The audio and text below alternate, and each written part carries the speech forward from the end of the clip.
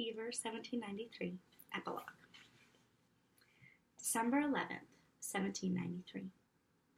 We are devoutly to acknowledge that kind Providence hath restored our city to its useful state of health and prosperity. Petition of Citizens to the Council of Philadelphia, 1793. I opened one eye. A scratching noise in the corner of the room had woken me. The scrambling feet of a desperate mouse about to become breakfast for my lumpy orange cat. I winced as Silas pounced. The squeaking stopped. I rolled over to look out the window. It was dark still. The faint call of a watchman could be heard down 7th Street, and a few stars hung still in the sky. I burrowed beneath the warm weight of my quilt. My toes curled at the thought of crossing the icy floorboards on the dark December morning. Nothing gained by delay, I thought. No one else is going to get the house stirring. I snatched my stockings off the stool next to my bed and pulled them under the covers, taking care not to disturb Nell, who slept beside me. Thank goodness she had learned not to wet the bed before the weather turned cold. I tucked the quilt around her and stood up, quickly changing into my clean day shift.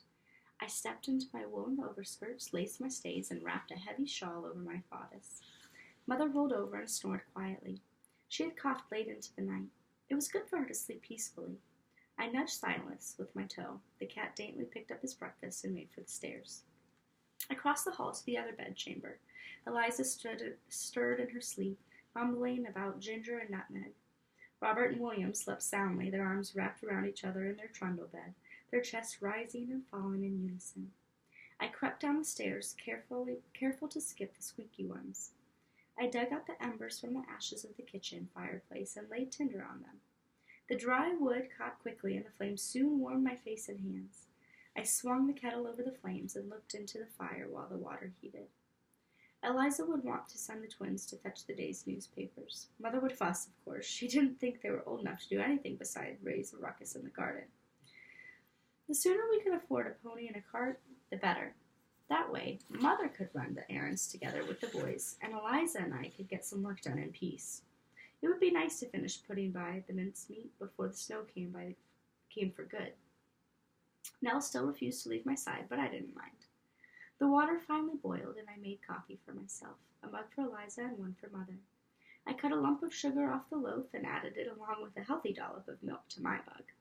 Being the first one awake did bring some privileges, I thought with a smile. Overhead, footsteps crossed the room. I hurried to set out the breakfast dishes before Eliza came downstairs. She didn't begrudge me a few minutes of quiet, but the table setting came first. When the crockery was laid out, I carried my mug through the front room, past the polished tables and backgammon boards, past the beautiful new painting of the meadow full of flowers. I backed up to adjust the painting so it hung nice and straight. Nathaniel was coming along nicely, Mr. Peel said.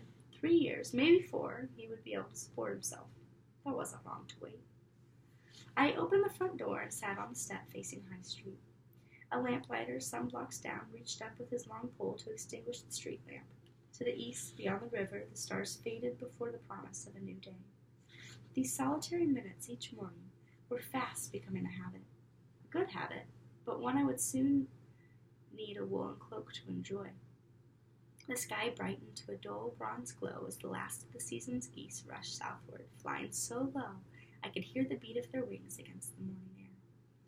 I drained the mug reluctantly and scraped my finger along the bottom to get the last of the undissolved sugar. Looking down the peaceful street, it seemed no one could imagine the terror we had all endured.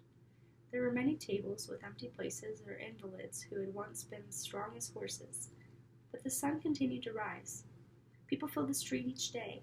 On Sunday, the church bells rang. Philadelphia had moved on. Early morning was the only time I felt as if there were ghosts nearby, memories of the weeks of fear. That's when I found myself listening for Polly's giggle or grandfather's voice. Sometimes they felt so close enough to tell me I should stop dawdling and get to work. I smiled as the mist faded.